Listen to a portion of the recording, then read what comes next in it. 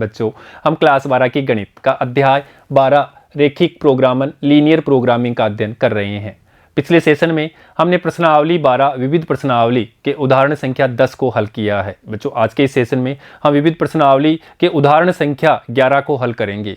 बच्चों तो आइए देखते हैं किस प्रकार अपन उदाहरण संख्या 11 को हल करते हैं। और बच्चों ये उदाहरण बहुत ही इंपॉर्टेंट है, परिवहन संबंधी समस्या के ऊपर ये क्वेश्चन है। तो देखिए और इसको अपन हल करते हैं।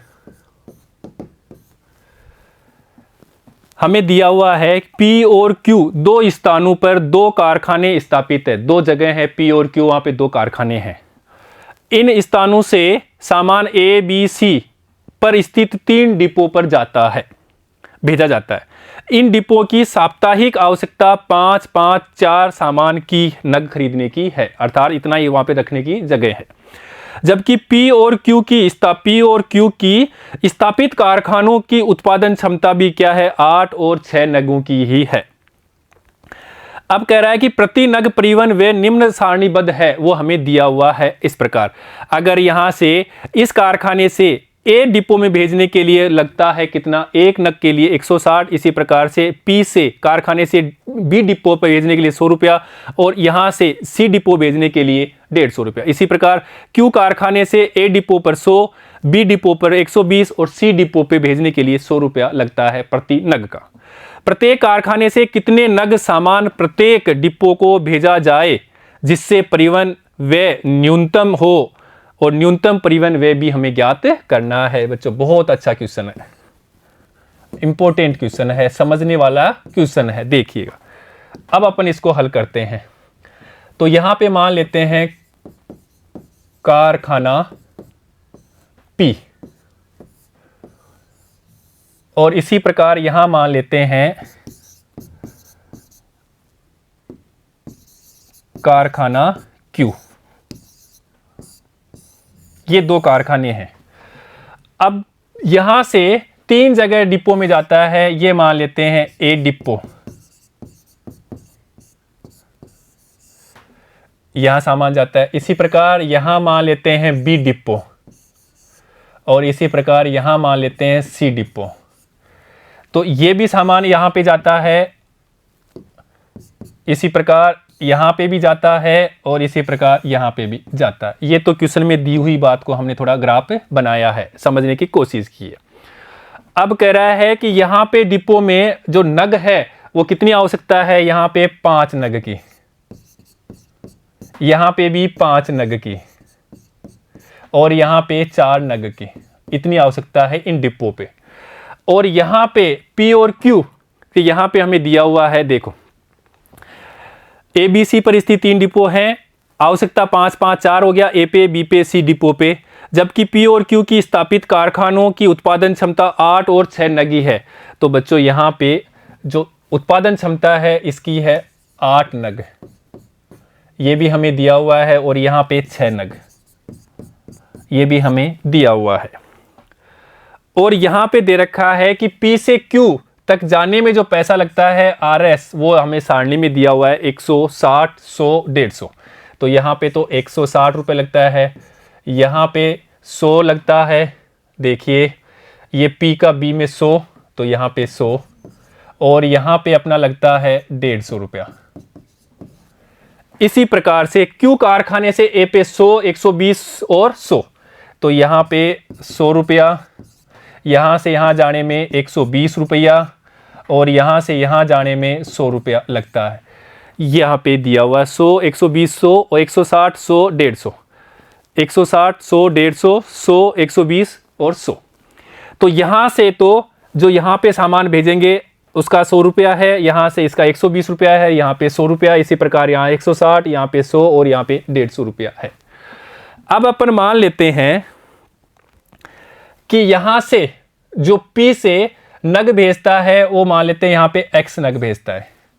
इसी प्रकार P कारखाने से B डिपो पे जो नग भेजता है Y भेजता है, ये अपन मान लेते हैं।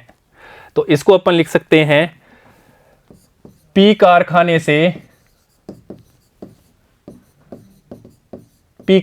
से X नग A डिपो पर, वह वाई नग बी डिपो पर भेजता है।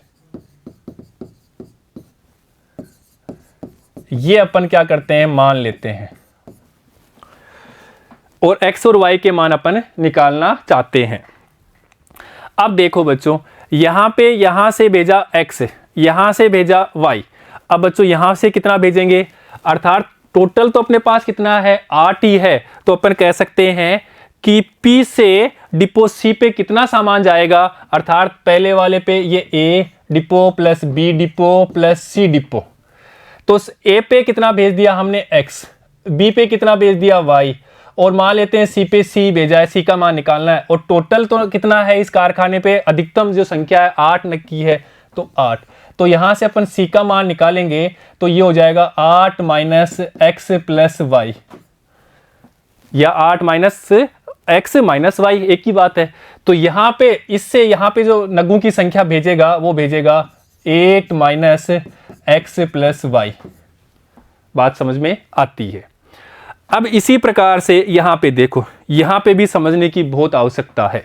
क्यों आवश्यकता है, क्योंकि यहां पे 8 नग है, यहां पे 6 नग है, और इस डिपो पे क्षमता है वो कितनी है, 5 नग की है। यहां पे भी 5 नग की है और यहां पे 4 नग की है। अर्थात इस पे यहां पे कितना भेज दिया, x भेज दिया। x क्या भेजा, 1 भेजा, 2 भेजा, कितना भेजा, पर मैक्सिमम कितना है, 5 तक ही जा सकता है। अर्थात यहां पे x भेजा तो यहां से कितना भेज सकते हैं, यहां से 5 माइनस एक्स भेज सकते हैं क्या। तो यहां पे जो जाएगा उन नगों की संख्या क्या होगी, 5 माइनस एक्स। क्योंकि अगर यहाँ 1 भेजा तो यहाँ से 4 जाएगा, यहाँ 2 भेजा तो यहाँ से 3 जाएगा, यहाँ 3 भेजा तो यहाँ पे कितना जाएगा, इधर से यहाँ 3 भेजा तो यहाँ 2 जाएगा, यहाँ 4 भेजा तो यहाँ से 1 जाएगा, यहाँ 5 आ गया तो यहाँ से 0 जाएगा। क्यों, क्योंकि यह मैक्सिमम क्या है, 5 ही है। इसी प्रकार यहाँ देखिए, यहाँ से y भेज दिया और यहाँ पे कितना है, 5 ही है, तो ये भी कितना हो जाएगा, 5 माइनस वाई। यह नगों की संख्या हो गई। अब यहाँ पे समझने की जरूरत है, जैसे यहाँ पे समझा था वैसे यहाँ पे समझना है। तो यहां पे कितना भेजा, 5 minus x plus 5 minus y plus C depot पे। अब सी का हमें निकालना है, ये तो एक बार भेज दिया, ये बी पे भेज दिया, और सी का हमें निकालना है। और निकालना कितना है, कितना जा सकता है टोटल, यहाँ पे टोटल मिला करके यहाँ से 6 ही जाएगा। अर्थात ये मिला के किसके बराबर कितना होगा, 6 के बराबर होगा। जैसे हमने 8 के किया था, ये मिला के 8, क्योंकि यहाँ पे 8 ही उत्पाद हो रहा है, यहाँ पे कितना हो रहा है, 6 ही उत्पाद हो रहा है। तो यहाँ पे हमें C का मान लेना है, तो C बराबर 6 माइनस 5 माइनस एक्स, और यहाँ पे अपन लिख लेते हैं माइनस 5 माइनस वाई। अर्थात 6 minus 5 plus X, minus minus plus का हो गया। इसी प्रकार यहाँ पे देखो माइनस 5 प्लस वाई, तो यहाँ से अपन लिख सकते हैं x प्लस वाई, ये प्लस का, और यहाँ पे देखो माइनस 10, और यहाँ तो ये माइनस 4। अर्थात यहाँ से यहाँ पे कितना सामान भेज सकते हैं, कितना नग भेज सकते हैं, ये जाएगा अपना x प्लस वाई माइनस 4। ये समझने वाली बात थी। यहाँ से कितना, इस प्रकार का हमने अगर ये खाका तैयार कर लिया, ये चार्ट तैयार कर लिया, तो अपना आंसर आ जाएगा। दोबारा समझिए, 2 कारखाने हैं, एक है P एक है Q। ये कारखाना P, ये Q। P पे नगों की संख्या जो है वो कितनी उत्पाद होती है, 8। Q पे जो नगों की संख्या उस कारखाने में 6 नग उत्पाद होते हैं। और ये 3 depot A B C 3 depot पे सामान भेजता है, यहाँ से भी भेजता है और यहाँ से भी भेजता है।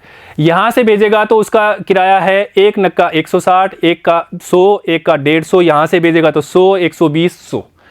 अब आपने क्या किया कि P से जो नग है, मान लेते हैं यहाँ पे भेज रहा है A डिपो पे X। इसी प्रकार दूसरा है जो P से Y B डिपो पे Y नग भेजता है। अब यहाँ पे कह रहा है कि टोटल जो नग कितना जाएंगे, 8 ही जाएंगे इन तीनों पे, अर्थात ये प्लस ये प्लस ये।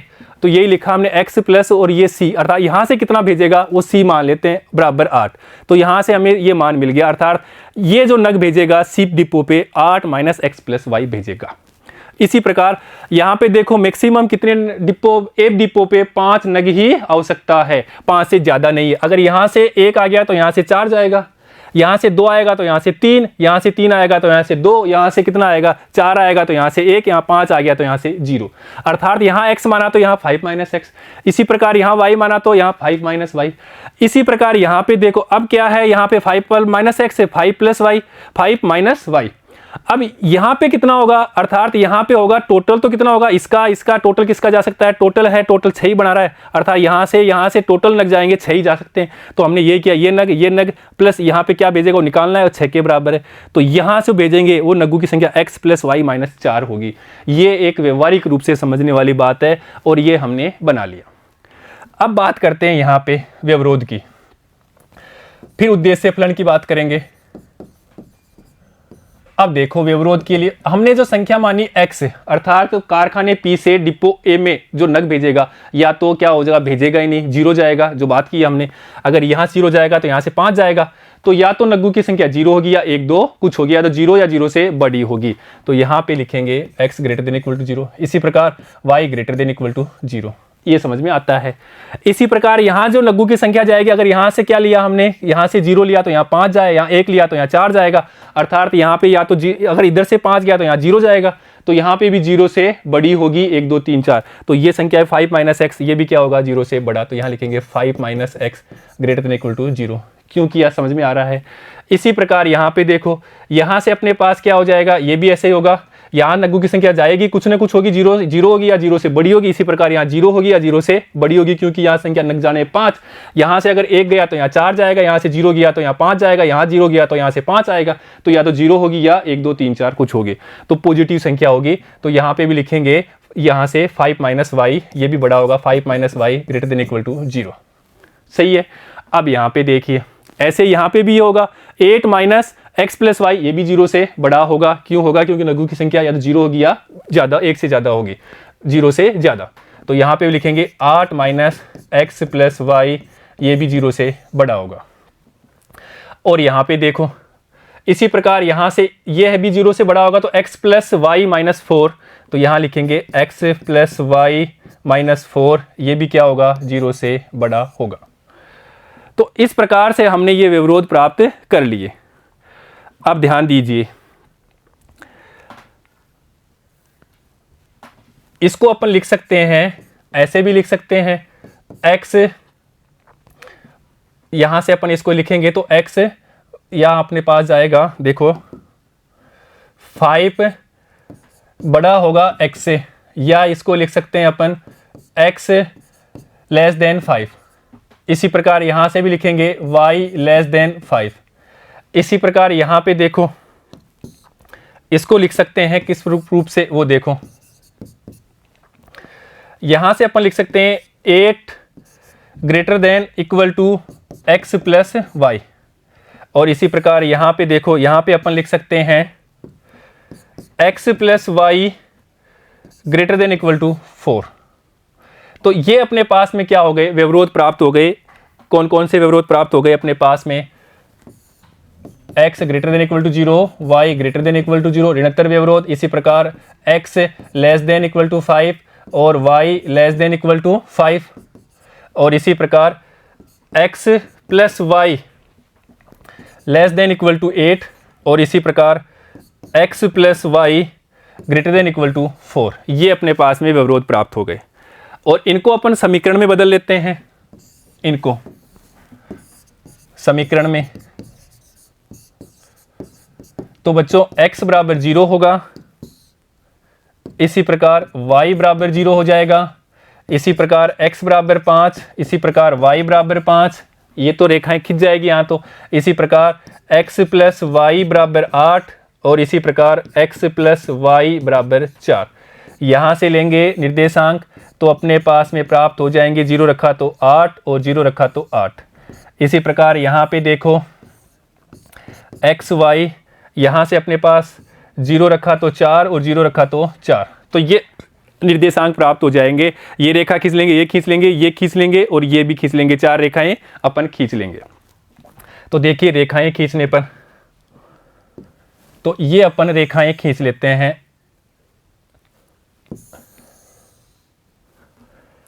ये अपना x, ये y मूल बिंदु। तो रेखाएं खींचने पर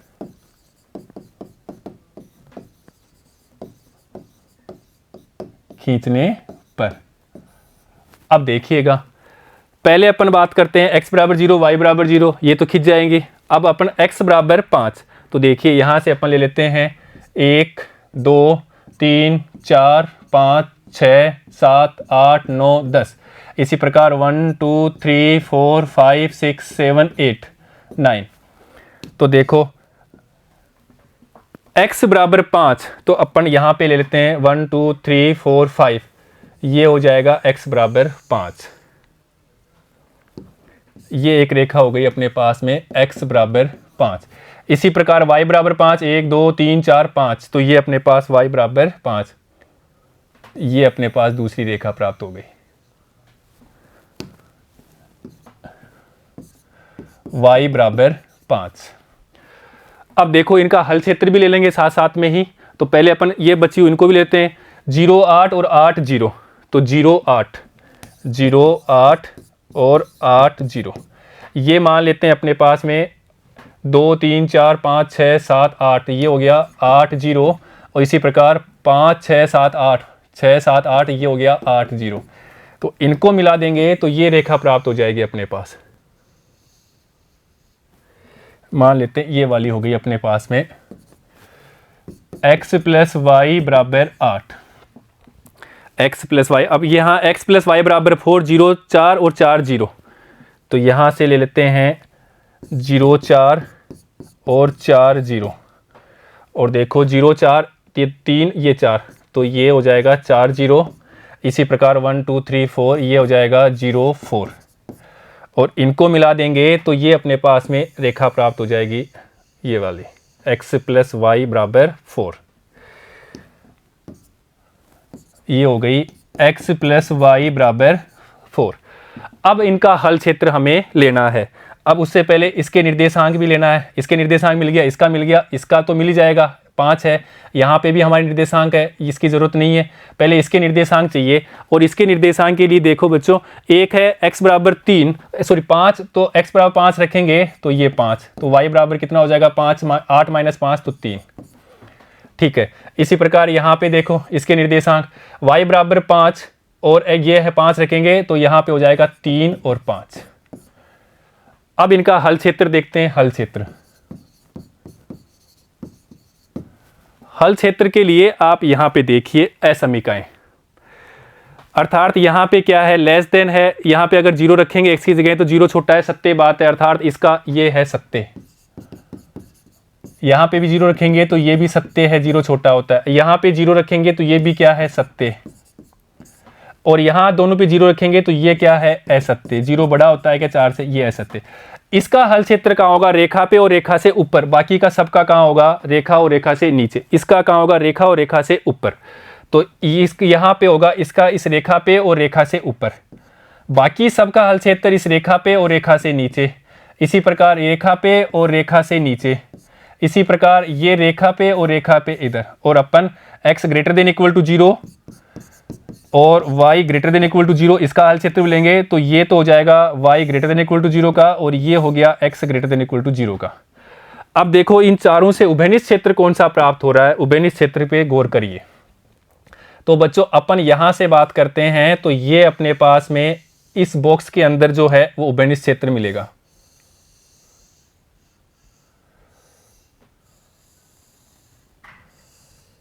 ये वाला क्षेत्र, क्योंकि यहां से इसमें भी आएगा पूरा। इसी प्रकार इसका भी इधर है, इसी प्रकार इसका भी इधर है, x ग्रेटर देन का भी, y greater than equal to 0 का भी, इस क्षेत्र का भी। तो ये वाला जो रेड अंदर वाला एरिया है ये अपना क्या हो गया, उभयनिष्ठ क्षेत्र हो गया।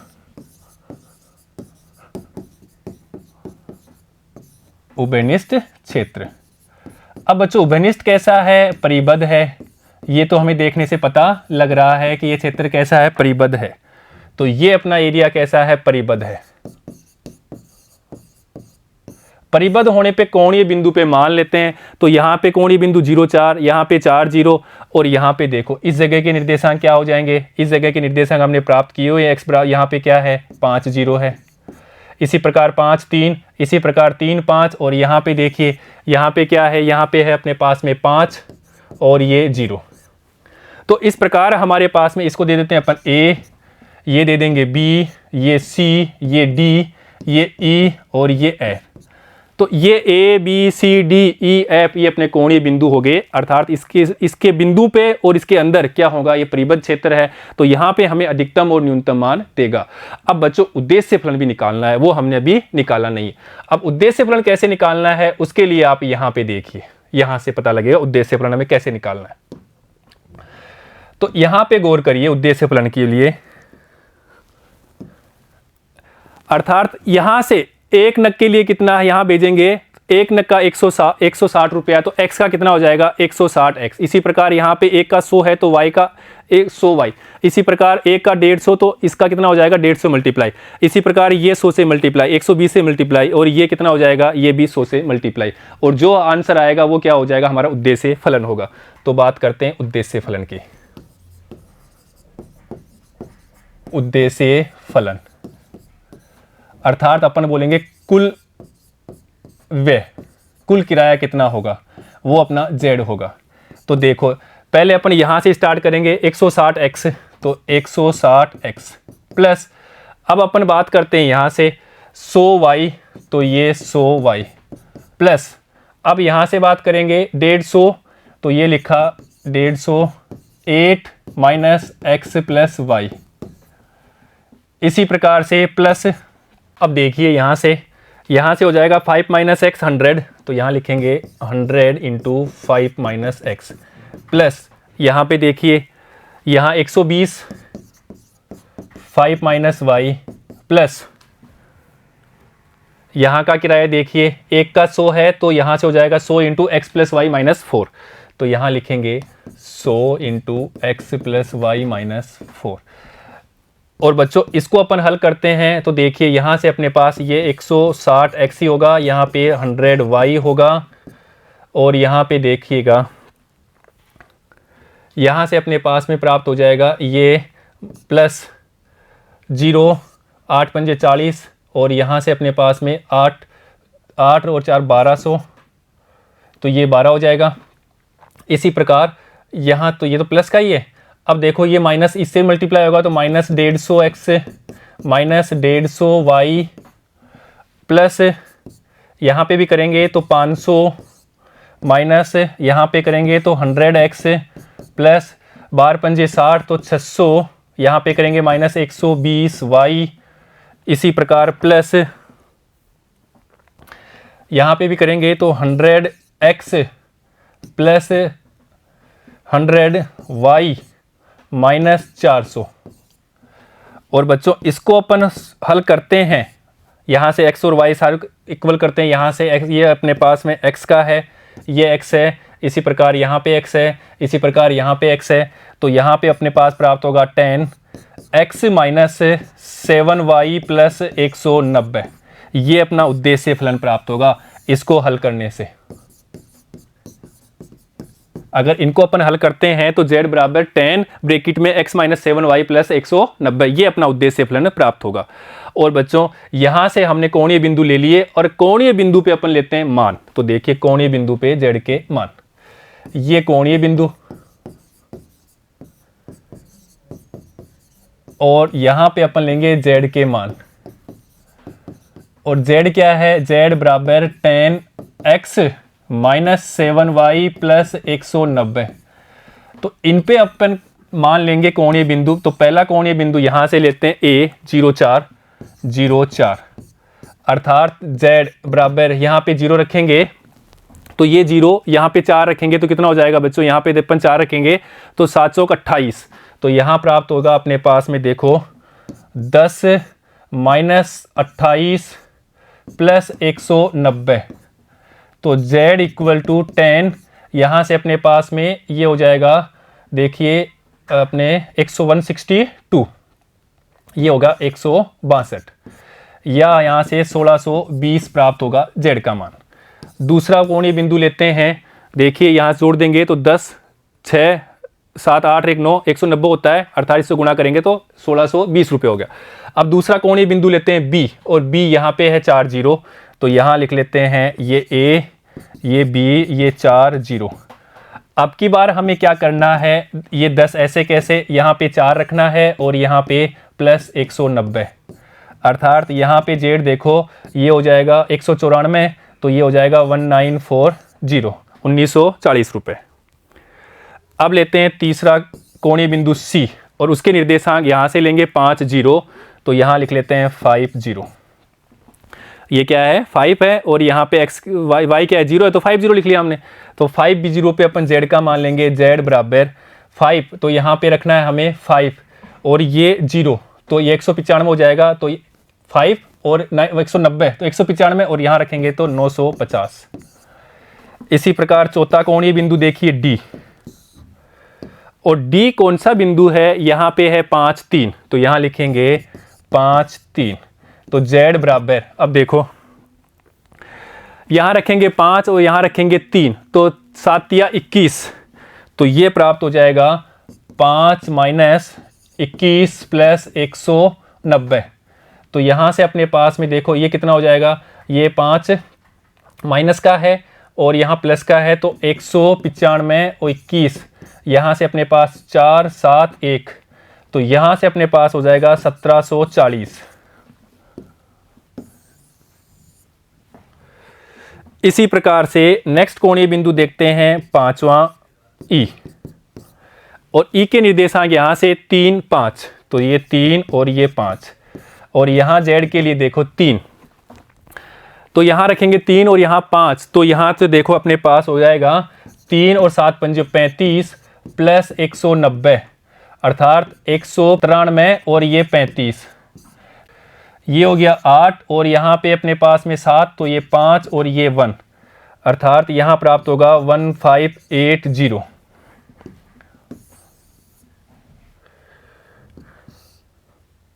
और बच्चों छठा कोणीय बिंदु F लेते हैं और F के निर्देशांक अपने पास में 0 5, तो यहाँ लिखेंगे 0 5 और Z बराबर 0 5। अब बच्चों उद्देश्य फलन रखेंगे, यहाँ पे 0 यहाँ पे 5, 7 पंजे 35 और यहाँ पे अपने 0, तो यहाँ से अपन घटाएंगे तो ये अपने पास प्राप्त हो जाएगा 1550, क्योंकि अपने x बराबर क्या रखा 0 रखा और 7 पंजे 35, तो यहाँ पे रखेंगे तो कितना हो जाएगा 155, और 155 को अगर अपन 10 से मल्टीप्लाई करेंगे तो अपने पास प्राप्त हो जाएंगे 1550। अब हमें देखना है इनमें z के मान अर्थात ये संगत मान, इनमें हमारा कौन सा अधिकतम है कौन सा न्यूनतम है, और हमें न्यूनतम वे ही लेना है, तो न्यूनतम देखना है। तो बच्चों यहाँ पे 1600 है, यहाँ पे 1940, 1950, 1740, 1580 और 1550, तो इनको देखने से हमें पता लग रहा है ये न्यूनतम है, तो ये अपना न्यूनतम मान है। अर्थात अपन कह सकते हैं x बराबर 0 और y बराबर 5 लेते हैं तो अपने z का जो न्यूनतम मान है वो 1550 रुपये प्राप्त होता है। अर्थात अपन यहाँ से बात करेंगे, वे की बात करें यहाँ से जो हमने माना था, अर्थात x बराबर क्या हो जाएगा अपने पास में 0 और y बराबर कितना है 5, तो यहाँ 0 होगा तो यहाँ कितना जाएगा 5, यहाँ 5 होगा तो यहाँ कितना जाएगा 0।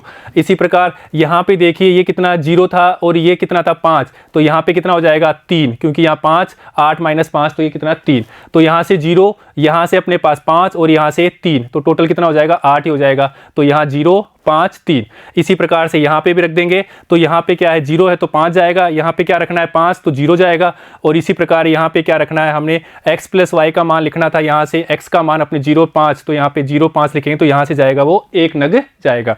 तो इस प्रकार से हमें न्यूनतम वे निकाल सकते हैं, नगों की संख्या यहाँ से अपन निकाल सकते हैं, कितने कितने अब नग कौन कौन सी डिपो में कितना कितना भेजना है वो हमने यहाँ पे निकाल लिया, ताकि न्यूनतम वे जो अपना खर्चा है वो इतना रुपया आए। तो बच्चों इस प्रकार अपन क्वेश्चन को सोल्व कर सकते हैं, बहुत ही अच्छा और इम्पोर्टेंट क्वेश्चन था। तो बच्चों इस प्रकार से क्वेश्चन को सोल्व करना चाहिए ताकि हमारा नॉलेज और बढ़ता है। तो बच्चों आज हमने इस सेशन में प्रश्नावली 12 विविध प्रश्नावली के उदाहरण संख्या 11 को हल किया है। बच्चों ने सेशन में हम विविध प्रश्नावली के प्रश्नों को हल करने के बारे में जानकारी लेंगे। ठीक है बच्चों, धन्यवाद।